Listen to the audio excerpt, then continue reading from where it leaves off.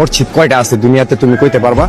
না। হ্যাঁ, তাহলে তুমি যে বললা আমার মসজিদে যেতে, সারা দুনিয়ার ভিতরে মসজিদ আছে দুইটা, মসজিদ আল-আকসা, মসজিদে নববী, যেটা আমার আল্লাহ 30 পারা কোরআনে 6666 আয়াতের ভিতরে বলছে, 114 খানা সূরার ভিতরে। তো মসজিদ হইলো দুইটা, আর আমরা বলতেছি লক্ষ লক্ষ কোটি কোটি মসজিদ, মসজিদের শেষ নেই। তো মসজিদ খোঁজো, আগে মসজিদ খুঁজা নামাজ পড়ো। মানুষ দেখা এমন ইমাম, যে ইমামের পিছনে নামাজ পড়তে হইব, যে বেতনভুক্তদারের পিছনে কোনোদিন নামাজ হবে না।